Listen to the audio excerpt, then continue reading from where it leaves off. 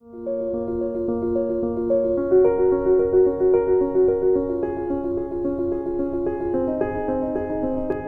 से question number 4 करेंगे। Express in KG. यहां पे ये 3 क्वेश्चंस दे रखे हैं आपको। 200 ग्राम, 3470 ग्राम, 4 केजी, 8 ग्राम। इन तीनों को आपको किलोग्राम के अंदर एक्सप्रेस करना है। अब ये ग्राम और जो किलोग्राम होते हैं ये वेट की यूनिट्स होती हैं। अब वेट की सिर्फ यही 2 यूनिट्स नहीं होती हैं, और भी बहुत सारी यूनिट्स होती हैं। तो ये जो टेबल आपको यहां दिखाई दे रहा है इसमें वेट की सारी यूनिट्स हैं, और जो ग्राम होता है ये इसकी स्टैंडर्ड यूनिट होती है।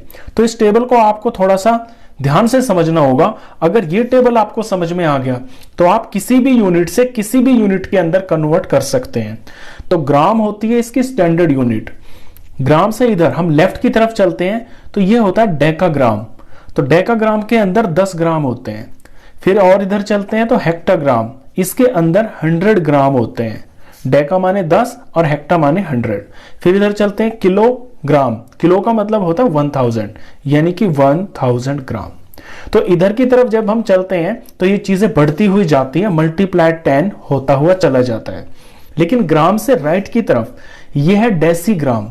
अब डेसीग्राम का मतलब हो गया, डेसी मतलब 10वां पार्ट, यानी 1 ग्राम का 1/10। अगर ये कोई इतनी चीज ये 1 ग्राम है और इसके मैं बराबर 10 पार्ट कर देता हूं तो इतना जो पार्ट है ना ये हो गया 1/10 ग्राम, यानी कि डेसीग्राम। फिर ये सेंटीग्राम। सेंटी का मतलब होता है 100, यानी 1 ग्राम का 100th पार्ट। फिर है मिलीग्राम। मिलीग्राम मींस 1 ग्राम का 1000th पार्ट। तो ये इसके यूनिट्स को इस तरह से इस टेबल में दिखाया जाता है। अब यहां से ये जो किलोग्राम है ये है बिग यूनिट, यहां से बड़ी यूनिट चलती है, और इस तरफ जाते जाते आप देख रहे होंगे ये कम होता जा रहा है। 1000 से 100, 100 से 10, 10 से ये 1 हो गया, 1 से 1/10, 1/100, 1/1000। तो यहां से जब इस तरफ चलते हैं तो ये कम होता जाता है, तो इधर होती है छोटी यूनिट्स। तो जब भी बड़ी यूनिट से छोटी यूनिट बनानी हो, ध्यान रखना जब आपको बिग यूनिट से कन्वर्ट करके स्मॉल यूनिट बनानी होती है तो मल्टीप्लाई किया जाता है। और किससे मल्टीप्लाई किया जाता है ये डिपेंड करता है कि हम कितना जंप ले रहे हैं, कितने स्टेप्स यहां पे जो बॉक्स है उन्हें स्किप करते हैं। एक एग्जांपल से मैं बताता हूं। लेट सपोज मेरे पास 5 किलोग्राम है और 5 किलोग्राम को मुझे ग्राम बनाना है। तो किलोग्राम से ग्राम तक जाने में मुझे 1, 2 और ये 3, मैंने 3 जंप्स लिए हैं। 3 जंप का मतलब हो गया 1 लगा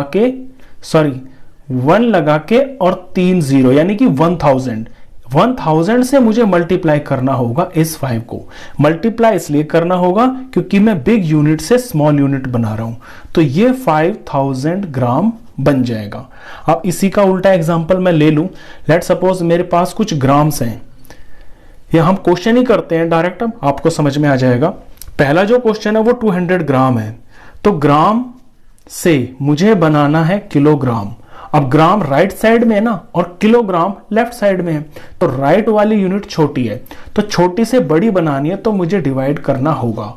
तो इस 200 को मुझे डिवाइड करना होगा कितने से, जितने स्टेप्स में इधर लूंगा। ग्राम से केजी पे आने के लिए 1, 2 और ये 3, तो 1 लगा के 3 zeros, यानी कि 1000 से मैं इसे डिवाइड करूंगा तो ये ग्राम जो है ना अब किलोग्राम बन जाएगा। तो ये होता है, बड़ी से छोटी यूनिट बनानी है तो मल्टीप्लाई कर देते हैं, जितने स्टेप्स हम चले हैं 1 लगा के उतने 0 से, और अगर छोटी से बड़ी यूनिट बनानी है तो फिर 1 लगा के उतने 0 लगा के डिवाइड कर देते हैं। अब इसे सॉल्व कर लेते हैं।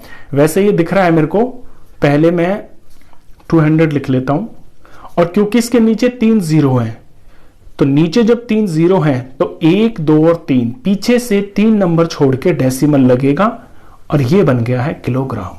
अब इसको मैं ये भी लिख सकता हूं 0.2 किलोग्राम, क्योंकि पॉइंट के बाद नंबर की वैल्यू होती है और आगे 0 आप लगाएं ना लगाएं वो आंसर आपका ठीक होता है। ये मैंने पहला पार्ट कर दिया। सेकंड पार्ट देखिए, यहां पे ग्राम दिया हुआ है और आपको किलोग्राम बनाना है, तो 3470। अब ग्राम से किलोग्राम बनाना है, यहां पे ग्राम है और यहां पे किलोग्राम है, तो 1 स्टेप, 2 स्टेप और 3 स्टेप, यानी कि 1 लगा के 3 0, इससे मुझे ये डिवाइड करना है।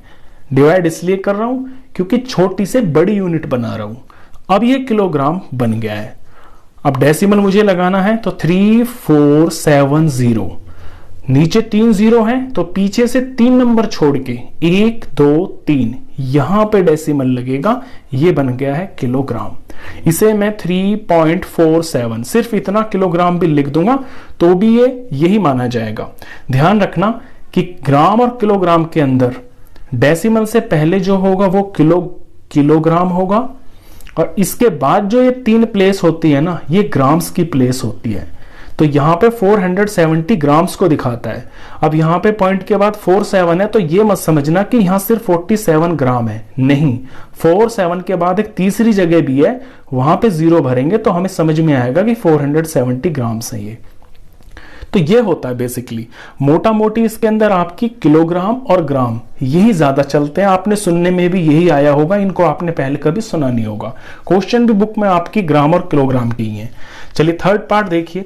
थर्ड में 4 किलोग्राम और 8 ग्राम है और मुझे बनाना है इसका किलोग्राम। तो जो 4 है ये तो ऑलरेडी किलोग्राम बना हुआ है, इसका तो मुझे कुछ करना नहीं है। इसमें ये जो 8 है, इस ग्राम को मुझे किलोग्राम बनाना है। अब यहां मैं समझ गया कि ग्राम को किलोग्राम बनाने के लिए 1000 से डिवाइड करते हैं। ऊपर भी मैंने दोनों जगह यही किया है, तो इसे 1000 से डिवाइड कर देंगे। इसे मैं ब्रैकेट में ले लेता हूं और सारा ये किलोग्राम में आंसर आ जाएगा। अब 4 तो एज इट इज रहेगा। 8, ये 8 है और 8 के नीचे 1000 से डिवाइड हो रहा है, तो डेसिमल अगर लगाऊंगा तो 1 2 3 प्लेस छोड़ के लगाऊंगा। 1 तो ऑलरेडी है मेरे पास, तो ये 2, ये 3 और ये डेसिमल, और डेसिमल खाली नहीं छोड़ते हैं, वंस यहां पे जरूर लगाते हैं, वंस की जगह 0 डाल देते हैं। तो 4 में प्लस करना है 0.008। अभी ना प्लस कर लेते हैं, तो ये तो है 4 में कहीं डेसिमल नहीं है ना, तो यहां पे डेसिमल है क्योंकि वंस के बाद डेसिमल होता है। अब मुझे ये जोड़ना है इसके अंदर, तो इस बात की आप ध्यान रखें कि हमेशा डेसिमल के नीचे डेसिमल आता है। जब भी एडिशन और सब्ट्रैक्शन करते हैं तो डेसिमल के नीचे ही डेसिमल होना चाहिए। अब यहां डेसिमल लिख दिया मैंने, डेसिमल से इधर वंस में यहां पे 0 है और डेसिमल के बाद 008 लिख रहा है, तो 0 0 और 8 इस तरह से लिखा जाएगा ये। तो 8 और ये 0 और ये 0, डेसिमल का डेसिमल, और 4 0 4 हो गया। इनको प्लस करके ये वैल्यू आएगी 4.008, तो 4.008 और ये बन गया है किलोग्राम। क्वेश्चन खत्म। तो इस वीडियो में बस इतना ही। नेक्स्ट क्वेश्चन के लिए मिलते हैं फिर नेक्स्ट वीडियो में।